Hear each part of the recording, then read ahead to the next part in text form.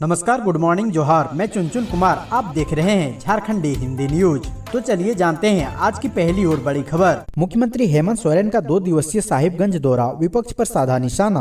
मुख्यमंत्री हेमंत सोरेन 2 दिवसीय दौरे पर साहिबगंज पहुंचे हैं। करीब 3 बजे मुख्यमंत्री का हेलीपैड पर आगमन हुआ। उनके आगमन को लेकर प्रशासनिक पदाधिकारी और कार्यकर्ता स्वागत के लिए तैयार थे। हेलीपैड पर मुख्यमंत्री को गार्ड ऑफ ऑनर दिया गया, जहाँ से वो कार्यक्रम स्थल के लिए चले गए और कार्यकर्ताओं से मुलाकात की। बता दें कि गार्ड ऑफ ऑनर लेने के बाद सड़क मार्ग होते हुए वो धर्मपुर स्थित अपने आवास पर पहुंचे। वहां थोड़ी देर बाद कार्यक्रम स्थल पर पहुंचे। मुख्यमंत्री के पहुंचने के बाद कार्यकर्ताओं ने उनका जोरदार स्वागत किया। इस मौके पर मुख्यमंत्री हेमंत सोरेन ने पतना, बरहेट, बोआरी जोर के कार्यकर्ताओं से मुलाकात कर उनकी समस्याओं को सुना, उनके दिए गए आवेदन को लिया। इस मौके पर मुख्यमंत्री ने अपने संबोधन में सरकार की उपलब्धियों को गिनाया। अपने कार्यकाल के दौरान हो रही परेशानी और चुनौतियों के बीच कार्य को बड़ी उपलब्धि माना। विपक्ष को भी आड़े हाथों लिया। उन्होंने कहा है कि झारखंड में कई नेता फर्जी सर्टिफिकेट लिए हुए हैं। देश में भाजपा से लोग त्रस्त हैं। झूठे केस में फंसाकर जेल में डालने का काम किया जा रहा है। कोर्ट भी इन्हें लताड़ रही है, लेकिन इनको शर्म लज्जा थोड़ी सी भी नहीं आ रही है। बस करना है तो करना है। उन्होंने कहा है कि जब तक जेएमएम की सरकार है तब तक इस राज्य का बाल भी बांका नहीं होने देंगे। झारखंड में और बढ़ेगी कनकनी, राज्य के कई इलाकों में छाए रहेंगे बादल। झारखंड में ठंड ने अपना प्रचंड रूप दिखाना शुरू कर दिया है। मौसम विभाग का कहना है कि रांची में 5 जनवरी के बाद ठंड और बढ़ेगी। फिलहाल कुहासा और बादल का राज्य में मिला जुला असर देखने को मिल रहा है। देश के पहाड़ी इलाकों में चल रही बर्फीली हवाओं ने कनकनी और बढ़ा दी है। मौसम खुलने के साथ ही 5 जनवरी से ठंड और सताने लगेगी। झारखंड में ठंड की बात करें तो पलामू इस चपेट में सबसे ज्यादा है। यहाँ शीतलहर और कनकनी का सबसे ज्यादा असर लोगों को झेलना पड़ रहा है। राज्य में पलामू जिले का अधिकतम और न्यूनतम तापमान सबसे कम रिकॉर्ड दर्ज किया गया है। मौसम केंद्र रांची के मुताबिक आने वाले 2 दिनों के दौरान भी राज्य में ऐसी ही स्थिति बनी रहेगी। अभी जो बादल छाए हुए हैं उसे छंटते ही राजधानी रांची में भी ठंड और बढ़ेगी। ऐसी संभावना जताई गई है कि मकर संक्रांति के बाद ही थोड़ी राहत मिल सकती है। झारखंड के 15 जिलों में बढ़ती ठंड को लेकर अलर्ट जारी। रांची में शीतलहर चल रही है। आसमान पर भी घना कोहरा छाया हुआ है। धुंध की वजह से 2 दिनों से धूप नहीं दिखाई दे रहा है। तापमान में आ रही लगातार गिरावट से ठंड बढ़ गई है। इसको देखते हुए मौसम विभाग ने राज्य के 6 जिलों के लिए येलो अलर्ट जारी किया है, जबकि 9 जिलों के लिए ऑरेंज अलर्ट जारी किया है। साथ ही अगले 2 दिनों तक इन जिलों में घने कोहरे छाए रहने का अनुमान है। मौसम विभाग ने देवघर, जामताड़ा, दुमका, पाकुड़, साहिबगंज, गोड्डा, सरायकेला खरसावां और पूर्वी सिंहभूम के लिए ऑरेंज अलर्ट जारी किया है। मौसम विभाग का पूर्वानुमान है कि इन 9 जिलों में घना कोहरा और धुंध की वजह से विजिबिलिटी 50 मीटर से 200 मीटर कम हो जाएगी। वहीं विभाग ने इन 6 जिलों गढ़वा, पलामू, चतरा, हजारीबाग, कोडरमा और गिरिडीह में येलो अलर्ट जारी किया है। इस जिलों में कोहरे या धुंध की वजह से 7 फरवरी तक 200 मीटर विजिबिलिटी रहने का पूर्वानुमान है।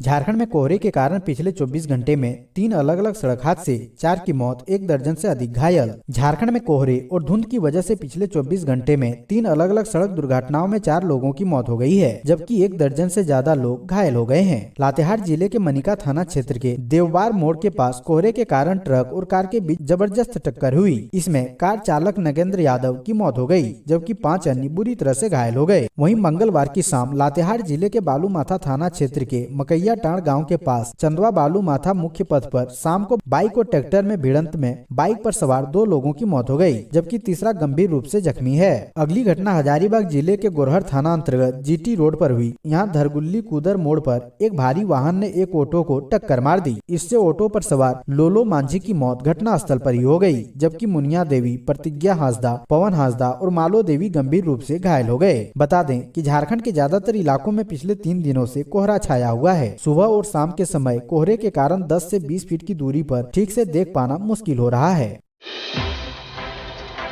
कोडरमा के डोमचांच में डीजे बजाने को लेकर जमकर हुई मारपीट, पुलिस ने 8 लोगों को किया गिरफ्तार। कोडरमा के डोमचांच थाना क्षेत्र के गेठीबाद में डीजे बजाने को लेकर 2 पक्षों के बीच जमकर मारपीट हुई है। इस घटना में तकरीबन आधा दर्जन लोग घायल हो गए हैं। इस घटना से आक्रोशित लोगों ने सड़क किनारे खड़े ट्रैक्टर, ट्रक और पिकअप वैन को क्षतिग्रस्त कर दिया है। घटना की सूचना पुलिस को मिली तो तत्काल कार्रवाई शुरू की गई और 8 लोगों को गिरफ्तार किया गया है। इसके साथ ही घटना स्थल पर पुलिस लगातार कैंप कर रही है। जानकारी के मुताबिक पतरंगो गंगो जंगल से 40 लोगों का एक समूह पिकनिक मनाकर लौट रहे थे। लौटने के क्रम में डीजे में अश्लील गाने बजाए जा रहे थे, जिसे स्थानीय लोगों ने बंद करने को कहा। डीजे बंद करने को लेकर कहा सुनी हुई और धीरे धीरे मारपीट में तब्दील हो गई। 1-1.5 घंटे तक गेठीबाद में पत्थरबाजी, रोड़ेबाजी और लाठी डंडे से लोग एक दूसरे को निशाना बनाते रहे।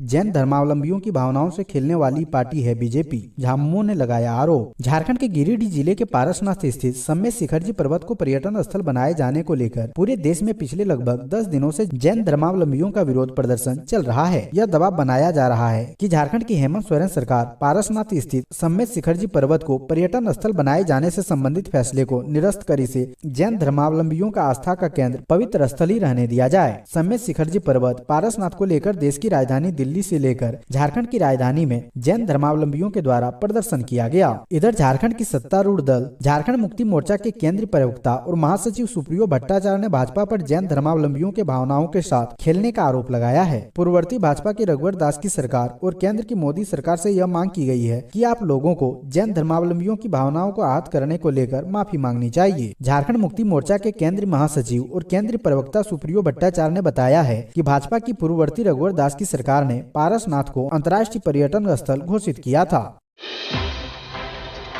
8 महीने बाद जेल से निकली पूजा सिंघल, पति लेने आए थे jail gate. Money laundering case में आरोपित निलंबित आईएएस पूजा सिंघल को करीब 8 महीने बाद खुली हवा में सांस ली। बिरसा मुंडा केंद्रीय कारागार से पूजा सिंघल बाहर निकल गई है। उन्हें लेने पति अभिषेक झा पहुंचे थे, जिसके साथ वो कार में बैठकर जेल से बाहर निकल गई। इससे पहले मंगलवार को ईडी कोर्ट ने पूजा सिंघल को रिहा करने का आदेश जारी किया था। इस दौरान पूजा सिंघल के अधिवक्ता ने कहा है कि वह सुप्रीम कोर्ट के आदेश के अनुसार झारखंड से फिलहाल बाहर रहेगी, लेकिन उन्हें कुछ समय दिया जाए। संभवतः पूजा गुरुवार को रांची से बाहर जाएगी। कोर्ट का आदेश जेल पहुंचा और सारी प्रक्रिया पूरी करने के बाद पूजा सिंघल को जेल से रिहा कर दिया गया है। सुप्रीम कोर्ट ने पूजा सिंघल को 1 माह की अंतरिम जमानत दी है। अदालत ने यह शर्त लगाई है कि वो अपनी बेटी के इलाज के लिए उसके साथ रह सकती है, लेकिन वो रांची नहीं आएगी जब तक कि उनके मामले में कोर्ट में सुनवाई न हो। कोल्हान के जंगलों में जिस नक्सलियों का था खौफ, उसके 8 साथियों ने किया सरेंडर। नए साल में झारखंड पुलिस को बड़ी कामयाबी मिली है। नक्सलियों के खिलाफ झारखंड पुलिस और सीआरपीएफ का बड़ा अभियान जारी है। इस कड़ी में झारखंड पुलिस एवं सीआरपीएफ के समक्ष 8 नक्सलियों ने आत्मसमर्पण किया है। आत्मसमर्पण करने वालों में 1 करोड़ का इनामी नक्सली मिसिर बेसरा ग्रुप के 8 नक्सली भी शामिल है। कोल्हान जंगली क्षेत्र में 1 करोड़ इनामी नक्सली मिसिर बेसरा और अनिल दा का खौफ है। नए साल की शुरुआत में ही झारखंड पुलिस और सीआरपीएफ के सामने 8 नक्सलियों ने आत्मसमर्पण किया है। आईजी अभियान एवी होमकर ने बताया है कि झारखंड पुलिस और सीआरपीएफ का बहुत बड़ा दिन है। आज ही के दिन हमारे 2 साथी नक्सली हमले में शहीद हो गए थे। कश्मीर में हिंदुओं की हत्या का विरोध, जलाया गया पाकिस्तान का झंडा। पाकिस्तानी आतंकवादियों द्वारा जम्मू कश्मीर के राजौरी के डांगरा गांव में अल्पसंख्यक हिंदुओं की हत्या को लेकर आक्रोश देखा जा रहा है। गिरिडीह के धनवार में इसी तरह का गुस्सा देखा गया, जहां हिंदू जागरण मंच के सैकड़ों कार्यकर्ता सड़क पर उतरे और पाकिस्तान का राष्ट्रीय ध्वज को जलाया। धनवार के बड़ा चौक पर लोग एकत्रित हुए और यहाँ से पाकिस्तान के खिलाफ विरोध प्रदर्शन शुरू किया। प्रदर्शन में पाकिस्तान के खिलाफ जमकर नारेबाजी की गयी। प्रदर्शन कर रहे लोगों ने कहा है कि बुर्का ओढ़कर हमला करना पाकिस्तान की नीयत रही है। पाकिस्तान के पाले आतंकी और सेना कभी भारत से सीधे मुकाबले नहीं कर सकते। उन्होंने कहा है कि पाकिस्तान के पाले आतंकियों ने यह कुकृत्य किया है जो माफी योग्य नहीं है। कैसा होगा झारखंड का नया बजट, जनता से सुझाव लेगी हेमंत सरकार। शुरू हुई तैयारी। झारखंड के नए वित्तीय वर्ष 2023-24 के लिए बजट बनाने का काम शुरू हो चुका है। नए साल का वार्षिक बजट लोक बजट होगा। सरकार के वित्त मंत्री डॉक्टर रामेश्वर उरांव ने यह संकेत दिए हैं। बजट की तैयारी शुरू कर दी गई है। इसके लिए जगह जगह लोगों से बात शुरू कर दी गई है। अलग अलग विशेषज्ञों और समाज के विभिन्न तबके के लोगों से बात की जाएगी। सबके सुझाव लिए जाएंगे। नए बजट के केंद्र में आम आदमी होगा। विभागों से भी वित्त विभाग ने बजट प्रस्ताव मांगा है। झारखंड में गरीबी, बेरोजगारी और पिछड़ापन अधिक है। इसे दूर करने के लिए बजट में यथासंभव प्रावधान किए जाएंगे। रोजगार का सृजन होगा तो बेरोजगारी और गरीबी दूर होगी। सरकार किसानों, राज्य के सबसे गरीब और पिछड़े लोगों के लिए बजट पर ज्यादा ध्यान देगी। समेत शिखरजी मामला। मंत्री चंपई सोरेन ने कहा सरकार कर रही है अध्ययन। सरायकेला विधायक परिवहन मंत्री चंपई सोरेन बुधवार को धनबाद पहुंचे। सर्किट हाउस में कार्यकर्ताओं ने उनका स्वागत किया। पारसनाथ को तीर्थ स्थल से पर्यटन स्थल बनाने पर उन्होंने सिर्फ इतना कहा कि हमारी पार्टी सभी धर्मों का सम्मान करती है, मामले का अध्ययन किया जा रहा है। सीएम ने भी मामले को लेकर अपना बयान दिया है। इसके साथ ही चंपई सोरेन ने हेमंत सरकार की उपलब्धियों को मीडिया के सामने रखा। मीडिया से बातचीत करते हुए उन्होंने कहा है कि सरकार गठन के साथ ही कोरोना महामारी ने दस्तक दे दी। 2 साल तक सरकार कोरोना महामारी से निपटने में उलझती रही। राज्य की जनता को बचाने के लिए हेमंत सरकार ने कोरोना काल में ऐतिहासिक कदम उठाए। प्रवासी मजदूरों को हवाई जहाज, रेल व बस से लाने का काम हेमंत सरकार ने किया, जो किसी अन्य राज्य में नहीं किया गया। बेल मिलने के बाद भी पूजा सिंघल नहीं आ सकती झारखंड, दिल्ली, गुड़गांव और मुंबई जाने की इजाजत। मनी लॉन्ड्रिंग मामले की आरोपी झारखंड की निलंबित आईएएस पूजा सिंघल को सुप्रीम कोर्ट से 1 महीने की अंतरिम जमानत मिली है। अंतरिम जमानत के लिए शीर्ष अदालत ने कई शर्तें रखी है, जिनका अनुपालन पूजा सिंघल को करना होगा। सुप्रीम कोर्ट ने यह शर्त रखी है कि अंतरिम जमानत की अवधि के दौरान पूजा सिंघल अपनी बेटी के इलाज के लिए सिर्फ दिल्ली, गुड़गांव और मुंबई जा सकती है। झारखंड वह तभी आ सकती है जब अदालत में उनके मामले की सुनवाई हो। इसके साथ ही अदालत ने अपने आदेश में यह भी कहा है कि पूजा सिंघल की अंतरिम जमानत की अवधि उस दिन शुरू होगी जिस दिन वह न्यायिक हिरासत से बाहर आएगी। बता दें कि सस्पेंड हो चुकी आईएएस अधिकारी पूजा सिंघल को मंगलवार को बड़ी राहत मिली है। सुप्रीम कोर्ट ने पूजा सिंघल को उनकी बेटी की मेडिकल ग्राउंड पर अंतरिम जमानत दे दी है। नियोजन नीति पर दुमका से सरकार का स्टैंड क्लियर कर सकते हैं सीएम हेमंत सोरेन। हेमंत सोरेन सरकार द्वारा बनाई गई नियोजन नीति को पिछले दिनों झारखंड हाईकोर्ट ने निरस्त कर दिया था। इससे झारखंड कर्मचारी चयन आयोग यानी जेपीएससी द्वारा ली जाने वाली कई नियुक्ति विज्ञापन रद्द हो गए थे।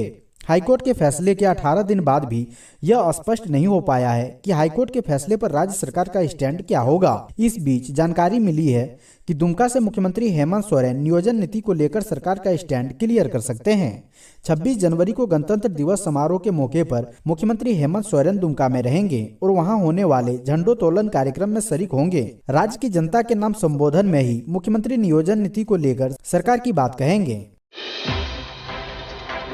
झारखंड के दुमका पॉलिटेक्निक कॉलेज में बड़ा घोटाला, दागी कंपनियों से करोड़ों का सामान खरीदा, बड़े पैमाने पर कमीशन का खेल। झारखंड के दुमका में सरकारी पॉलिटेक्निक कॉलेज में बड़ा घोटाला सामने आया है। पॉलिटेक्निक कॉलेज प्रशासन ने एक ब्लैक लिस्टेड कंपनी और उससे संबंधित कंपनियों को करोड़ों के सामान की सप्लाई का ठेका दे दिया। झारखंड सरकार ने पहले ही इस कंपनी को कोई ऑर्डर नहीं देने का आदेश जारी किया था, लेकिन कॉलेज प्रशासन ने उस कंपनी से संबंधित कंपनियों को ठेका देने के साथ साथ आनन फानन में पेमेंट भी कर दिया। मामले को खुलासे के बाद सरकार ने जाँच के आदेश दिए हैं।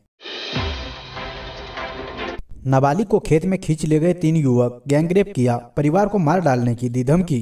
चान्हो प्रखंड की एक नाबालिग छात्रा के साथ सामूहिक दुष्कर्म करने का मामला प्रकाश में आया है। घटना 26 दिसंबर देर शाम की है।